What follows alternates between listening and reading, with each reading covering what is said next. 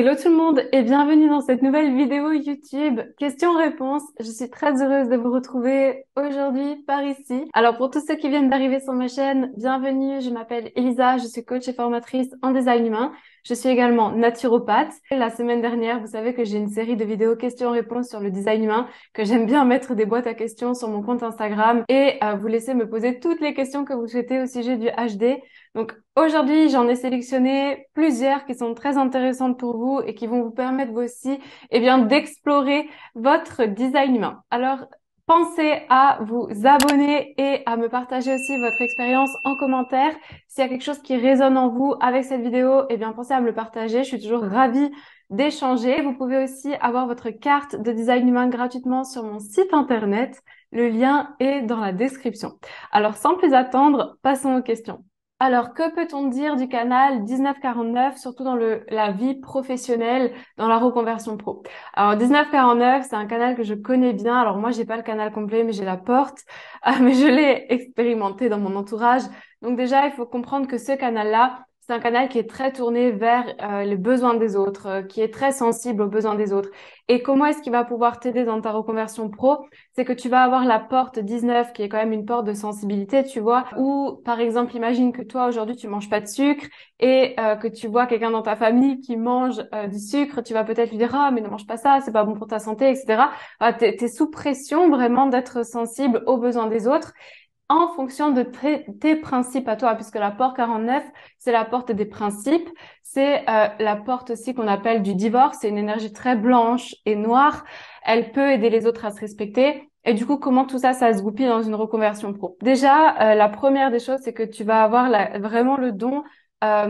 Pour toi, la clé, c'est vraiment d'aller vers un métier où tu vas pouvoir créer du lien intime avec les gens et tu vas vraiment pouvoir apporter, toi, ta graine par rapport à leurs besoins, tout simplement, mais de créer des liens intimes et surtout de les aider à respecter leurs principes et à se respecter. Mais aussi, toi, de vraiment comprendre quels sont tes principes et quelles sont les choses que tu recherches dans une entreprise, que soit tu vas créer ton entreprise, soit tu vas intégrer une entreprise. Donc, quels sont tes principes? Parce que la porte 49, c'est une porte qui est dans le centre des émotions et c'est aussi une porte qui peut agir du style, imaginons que toi, t'es quelqu'un qui, je vais vraiment loin dans mes exemples, mais pour que tu comprennes que, imaginons que ton principe, c'est vraiment le respect et que quand tu intègres une entreprise, tu vois que le patron était tout gentil les premiers jours et que les jours suivants, il commence à vraiment se déchaîner sur ses employés, qui commence à les insulter, etc. Toi, avec cette porte-là des principes, tu peux clairement dire ah ben non, moi jamais, tu vois, tu es vraiment dans l'émotion, dans l'émotionnel et c'est comme je te disais une porte du divorce, tu vois, très blanche noire, donc tu vas directement couper tu vas directement stopper le contrat, la relation, etc. Donc c'est vraiment très important de faire la liste de tes principes. Qu'est-ce que tu veux retrouver soit dans ta création d'entreprise, soit quand tu vas intégrer une entreprise. Après, il y a aussi autre chose avec cette porte-là, c'est comme c'est une porte dans l'émotionnel que je te disais, aussi de pas tout de suite t'emporter et de pas tout de suite monter dans les tours parce que des fois il suffit de communiquer au lieu de couper les ponts avec une personne. Parce que comment il peut agir ce canal-là? Comme tu es sensible aux besoins des autres et que cette porte-là, elle veut se respecter, elle veut respecter la tribu, etc. Imagine que tu es à table avec ta famille et que pareil, tu es toujours dans ce principe de respect et que là, ton frère, je sais pas, il dit quelque chose à sa fille, mais peut-être qu'il a pas beaucoup dormi, etc. Ou toi, tu trouves ça choquant. Le risque, c'est que tu te lèves de table, que tu dis non, mais sors de chez moi, je veux plus te voir, etc. Donc, ce que je veux dire par là, c'est qu'il y a des situations dans lesquelles tu vas vraiment, ça, c'est pas du tout pour moi, je pars, c'est direct, tu mets le terme. Et il y a aussi des situations où peut-être que c'est intéressant d'avoir avant de s'emporter émotionnellement, d'avoir une conversation avec la personne. Et ça peut être pareil avec un de tes employés. Si tu crées ton entreprise et que tu embauches plus tard, imaginons qu'un de tes employés, il a fait, entre guillemets, une erreur. Au lieu de tout de suite t'emporter et de dire, ah non, mais ça, c'est mon principe, on n'envoie pas ça aux clients, etc. Alors peut-être qu'il a pas fait exprès. Euh, eh bien, avant de monter dans les tours, laisse passer ta vague émotionnelle et ensuite va parler avec la personne, d'accord? Parce qu'ici, c'est aussi attendre avant de s'engager, puisque tu as forcément une autorité émotionnelle si tu as ce canal-là. Attendre avant de s'engager, voir si ça respecte bien tes principes. Et pareil, un autre challenge qu'il peut y avoir avec ce canal, c'est la porte 19. Elle est sensible aux principes des autres, mais elle est aussi, toi, très sensible aux odeurs, aux sons, aux mots qu'on peut avoir envers toi. c'est des personnes qui ont tendance à prendre les choses très personnellement et je sais de quoi je parle, j'ai cette porte dans ma croix d'incarnation. Et moi, tu vois, j'ai souffert énormément du burn-out, non pas parce que mes employeurs avaient quelque chose, mais parce que je prenais énormément les choses personnellement et je prenais tout pour moi.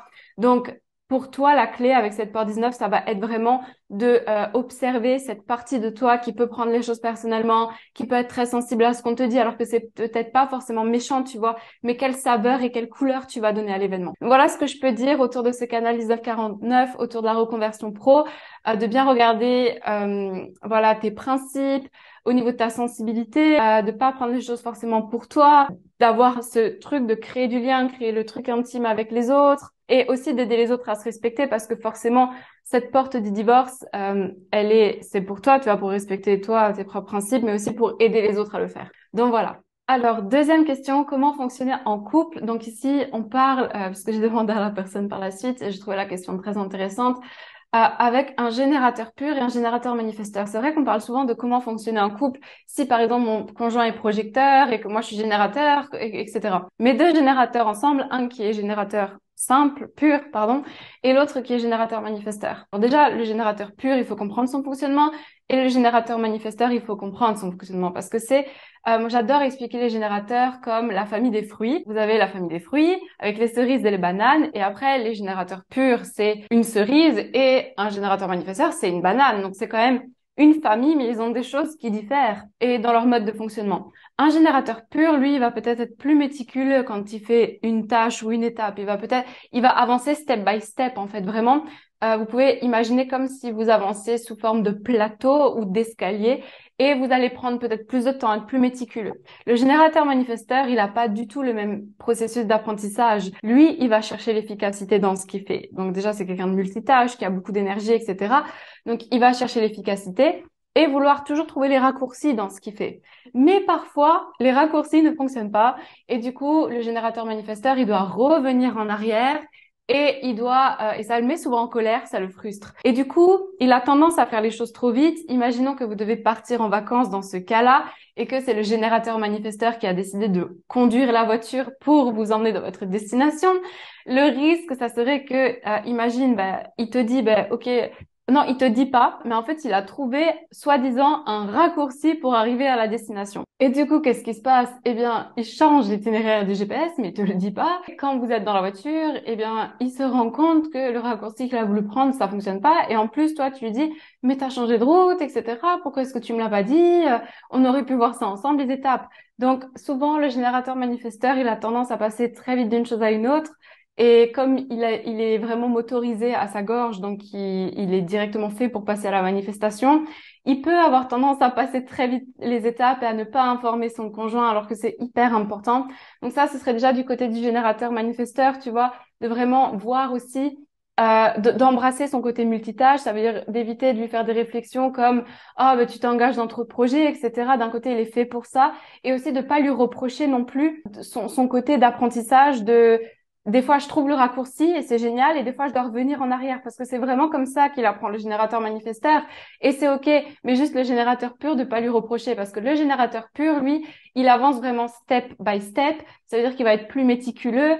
S'il doit, par exemple, créer une entreprise et faire une page de vente, eh bien, il va s'assurer qu'il y a bien les boutons, etc. Alors, le générateur manifesteur, patch, peut-être pas. Il va peut-être lancer sa page et oublier de mettre un bouton ou aller très vite. Mais ce que je dirais déjà, c'est vraiment d'embrasser chacun votre manière d'apprentissage, votre manière de fonctionner. Il y en a peut-être un qui ira pas plus vite, mais qui fera les choses plus vite et qui sera peut-être plus impulsif que l'autre. Donc ça, c'est à vous de trouver la communication là-dedans et dans vos projets, ok? Mais j'ai une vidéo complète sur la différence entre le générateur et le générateur manifesteur qui peut être intéressant dans ce cas-là. Après, comment fonctionner en couple en tant que G et GM, ce sera intéressant de voir les cartes parce que c'est vraiment ça aussi qui donne plus de connotations. Mais déjà, c'est ce qu'on peut dire. Ensuite, ce qui est bien, c'est que voilà, vous avez aussi cette énergie du sacral tous les deux. Donc, vous savez que vous pouvez générer de l'énergie de 8h à 23h pour des choses qui vous passionnent et d'éviter de vouloir imposer des choses au générateur qui va pas aimer faire Alors, bien évidemment, dans un ménage, on se partage les tâches, etc. Mais vraiment de vous aider à voir dans quoi vous êtes plus aligné dans votre vie et si est-ce que vous êtes toujours en joie. Je donne un exemple. Imaginez, vous êtes tous les deux, donc ce couple-là, entrepreneur, et je sais que vous l'êtes. Et du coup, vous voyez que votre conjoint, eh bien, je sais pas, il se pose des questions ou autres. Eh bien, vraiment, soyez l'un pour l'autre à vous soutenir de, OK, est-ce que tu es toujours en joie dans ce que tu fais? Aidez-vous entre vous, hein, soutenez-vous. Donc, de rester concentré sur ce feu sacré, sur cette excitation dans ce que vous faites. Est-ce que c'est toujours bon de voir aussi chez l'autre s'il n'a pas des choses qui se met en plus, qui au final lui fait perdre du temps et le met pas du tout en joie. Imaginons que ton conjoint il a accepté un partenariat et au final ça lui prend plus de temps. Enfin c'est pas forcément quelque chose qu'il aime au final. De l'aider aussi à lui poser des questions fermées, à lui dire OK, est-ce que tu te sens bien dans ce partenariat? De lui ouvrir les yeux et de vraiment faire résonner son sacral. Donc ça peut être intéressant de vous aider à ce niveau, à ce niveau-là. Et du coup, j'en viens à la troisième question. Comment le human design peut améliorer la relation de ton couple? Alors ça, c'est hyper intéressant. Moi, quand je fais des lectures de cartes de couple et notamment pour les élèves dans ma formation human design, quand je leur enseigne comment faire ça, j'adore leur dire que c'est hyper important de regarder en premier aussi, avant de parler que de la carte, voilà, de l'entité que forment les deux personnes, c'est important de regarder comment les deux personnes se voient. C'est-à-dire de regarder juste le schéma conscient, le schéma noir de chaque personne. Parce qu'en réalité, vous, quand vous calculez votre carte, vous êtes le rouge et le noir. Vous voyez que il y a des canaux qui sont rayés rouge et noir. Vous voyez votre colonne de noir, c'est votre conscient, votre colonne de rouge, c'est votre inconscient.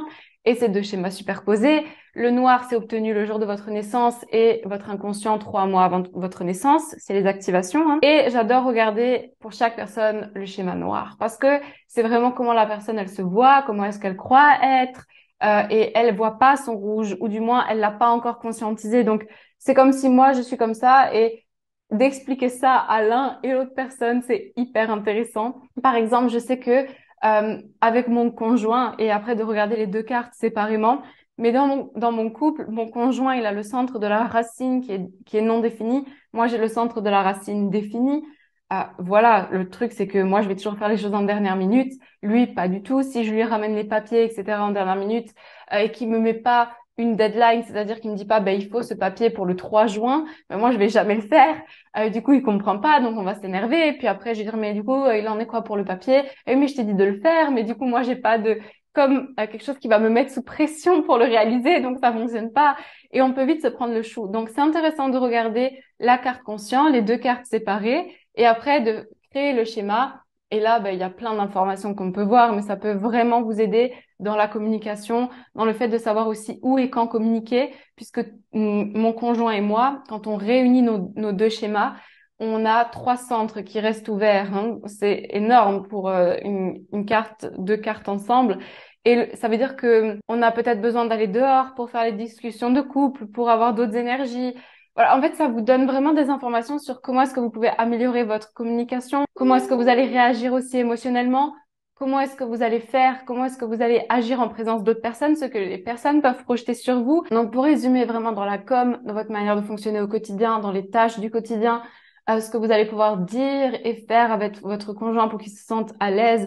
Par exemple, je sais que la carte des rêves de mon conjoint, elle est réflecteur, donc c'est quelqu'un qui va vraiment avoir besoin de dormir seul. Moi, je suis définition simple, donc j'ai besoin de beaucoup de moments seuls. Lui aussi.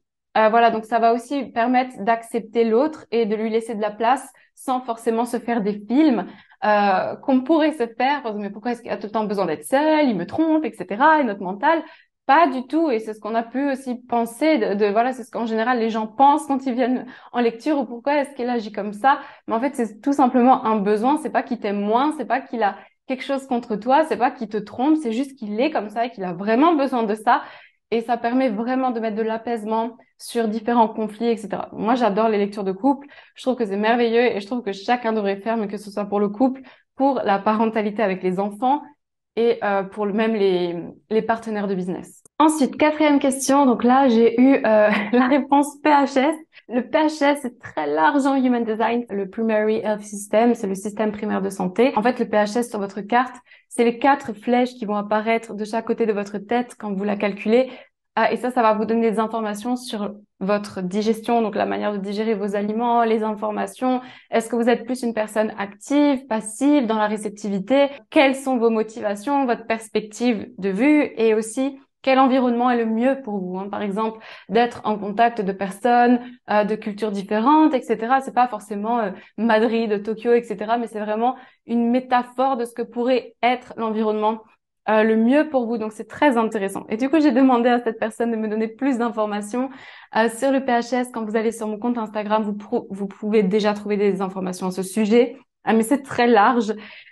Du coup, cette personne m'a répondu qu'elle avait un environnement caverne, donc caverne ou grotte, hein. Ce sont des personnes qui ont vraiment besoin d'être dans leur dans leur milieu clos. Ça peut être par exemple quelqu'un qui est en été, mais la couette sur elle pour se sentir en sécurité. Il y a vraiment ce sentiment de d'être en sécurité. Donc quand tu travailles, de fermer la porte.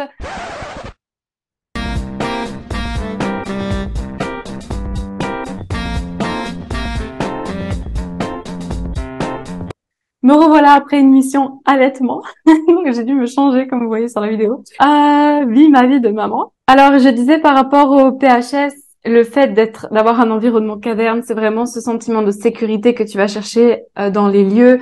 Donc que ce soit tu vois vraiment même l'été de mettre ta couette, de quand tu travailles de fermer la porte, d'être vraiment dans un endroit clos, tu vois, d'être dans un endroit pour toi. C'est vraiment ce truc de grotte en fait, hein. Donc ça c'est la première des choses. Et par rapport à la deuxième précision que cette personne m'a donnée, effectivement, on va pouvoir retrouver en fait dans le PHS des informations sur votre alimentation, comme cette personne-là qui a vraiment une alimentation et une digestion consécutive.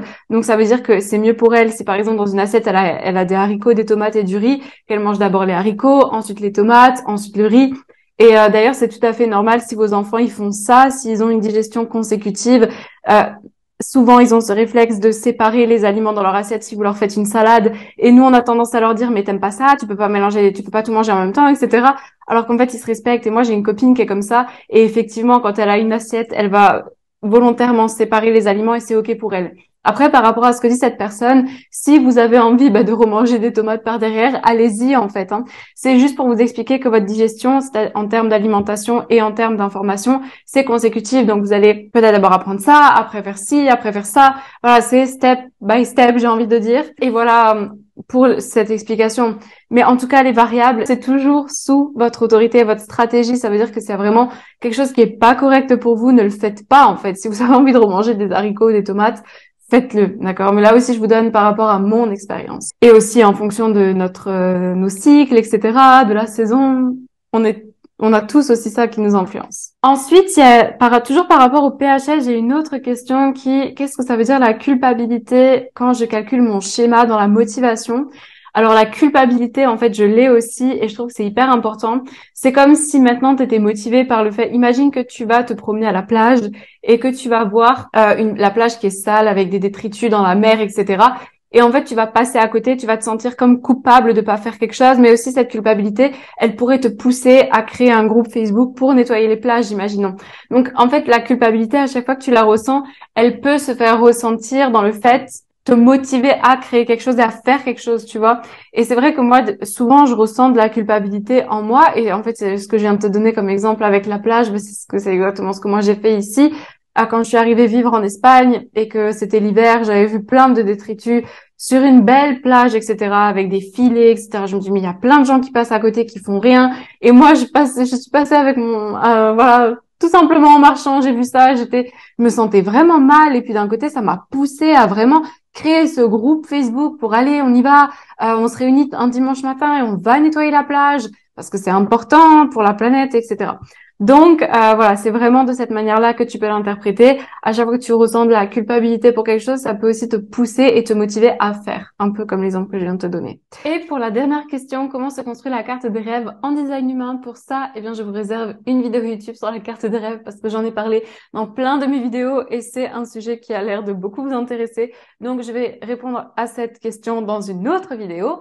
Et ce que je pourrais dire là-dessus à ce sujet pour vous introduire, c'est que vous avez votre carte de design humain. Donc ça, c'est quand vous êtes debout, en fait, quand vous êtes réveillé. Mais vous avez aussi une carte quand vous dormez et qui en dit long sur vous, ok? Donc trop hâte de vous faire cette vidéo. Alors, si vous voulez participer à la prochaine boîte à questions, vous pouvez rejoindre mon compte Instagram. Vous trouverez le lien dans la description. Pensez également à noter cette vidéo, ça soutient toujours mon travail, à la partager si vous pensez qu'elle peut être aidante pour une personne qui découvre et qui est aussi peut-être plus avancée dans le design humain. Et sur ce, je vous dis à très vite pour une nouvelle vidéo sur le design humain et je vous souhaite une très belle lumineuse journée ou soirée.